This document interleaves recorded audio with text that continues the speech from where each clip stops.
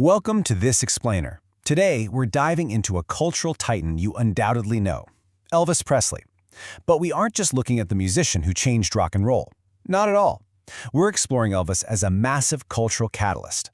You see, he emerged at this incredibly high-stakes moment in history, and his career ultimately shattered not just the rigid boundaries of American society, but the very boundaries of human psychology and devotion.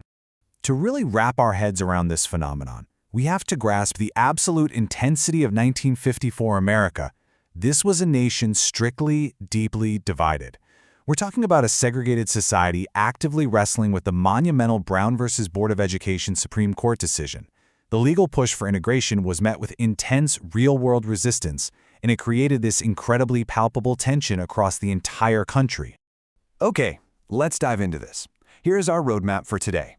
We'll start with a segregated society, then look at the vinyl integration, followed by the cultural backlash. From there, we'll shift gears and look inward at the cult of fandom, imitation, and identity, and finally wrap up with what this means for all of us today. We are all fans. Let's get into it. Section 1. A segregated society. So, in post-World War II America, widespread racial inequality was simply a harsh fact of daily life. Down in the Jim Crow South, strict laws physically prevented African Americans from voting, attending the same schools, or even sitting alongside white people on public transportation. When the Supreme Court ruled on May 17, 1954, that segregation in public schools was unconstitutional, it marked a massive legal turning point. But the machinery of segregation, it was deeply entrenched. It would be years before this legal promise actually became a societal reality, because it faced immense pushback from those determined to keep the races divided. Moving right along to Section 2, the vinyl integration. Now, what's really interesting about this slide is how, right in the middle of this intensely divided landscape, a 19-year-old kid from Tupelo, Mississippi, managed to accomplish culturally what lawmakers were struggling to do legally. Look at the profound contrast between these two musical worlds. On one side, you have Bill Monroe and his Bluegrass Boys, representing white rural country music. On the other side, Arthur Big Boy Crudup, a brilliant African-American bluesman. In the early 1950s, these two men, their audiences, and their music were kept in completely separate cultural universes. That's All Right, written and recorded by Crudup in 1947, was a classic rhythm and blues track. Blue Moon of Kentucky, recorded by Monroe in 1946, was a definitive bluegrass staple. And the radio stations that played these songs, highly segregated. A white teenager in the South would likely be discouraged from ever listening to R&B, and systemic barriers completely prevented artists like Crudup from reaching a massive crossover audience. The cultural dividing line was literally as rigid as the legal one. But then, July 1954 happens, just 2 months after the landmark Brown ruling. Elvis Presley releases his very first single on Sun Records. On the A side, his cover of Arthur Crudup's That's All Right, and on the B side, his cover of Bill Monroe's Blue Moon of Kentucky.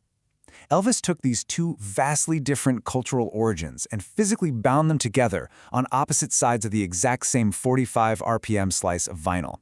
He was literally integrating black and white culture into one neat, wildly popular package and putting it directly into the hands of millions of teenagers. Which brings us to Section 3, the cultural backlash. And this brilliantly illustrates the pushback. Crossing boundaries that are this deeply entrenched guarantees a fierce reaction from the establishment. Look at this review from the Vancouver Sun back in 1957. The critic describes teenagers being transformed into writhing, frenzied idiots of delight by, quote, savage jungle beat music. Wow, this wasn't just a critique of his guitar chords, folks. It was highly racially charged language expressing a deep, deep fear of the other infiltrating white youth culture through a white artist. But here's the thing. The establishment's fear was totally and completely eclipsed by the audience's absolute adoration. Which leaves us with a fascinating question, right? So what does this all mean? Why did this specific, boundary-pushing artist create a level of devotion that looked, for all intents and purposes, like a brand new religion? To answer that, we have to look inward. Section 4. The cult of fandom. How exactly do people build their entire lives around their idols? Scholar Jackie Stacy studied this human behavior and broke it down into two distinct phases. First are the cinematic practices.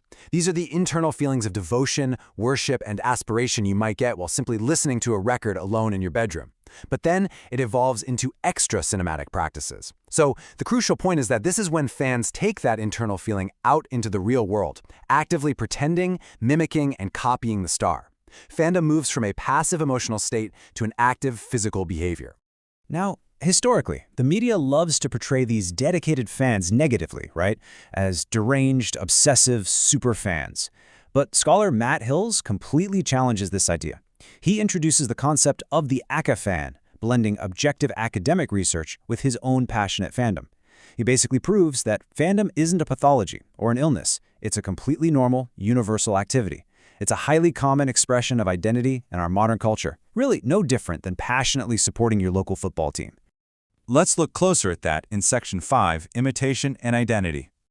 The ultimate expression of this fandom is found in the people who don't just admire the star, but actively recreate them. But we need to make a really vital distinction here. We are talking about ETAs, Elvis tribute artists.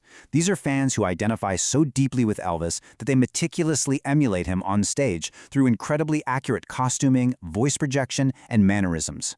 They view their craft as a highly respectful, dedicated tribute. This is vastly different from a comical impersonator throwing on a cheap jumpsuit just for a joke. For an ETA, this is a profound act of identification. But you may be wondering, why go to such incredible length? Well, French sociologist Jean Baudrillard theorized that in our modern consumer society, the very definition of the real becomes that of which it is possible to give an equivalent reproduction. Think about it for a second. Most Elvis fans today never met the man. A lot of them weren't even born before he passed away. So for them, the equivalent reproduction, the brilliant tribute artist, the photograph, the carefully curated memorabilia, doesn't just represent Elvis. To the fan, the reproduction actually becomes their reality. It's the tangible way they keep their idol alive in their everyday lives. And that brings us to our final part, Section 6, We Are All Fans. Let's move to and see how this builds on a much larger scale. It's super easy to look at an Elvis tribute artist and see an isolated phenomenon, but the truth is, this psychology reflects a massive societal shift that involves absolutely all of us. Historically, society worshipped heroes of production. We're talking founders, pioneers, saints, and historical figures. Today, those have been almost entirely replaced by heroes of consumption. We now idolize movie stars, pop musicians, and celebrities. We crave their lifestyles, their clothes, their images. Elvis wasn't just a sinner. He was one of the very first and most powerful modern heroes of consumption.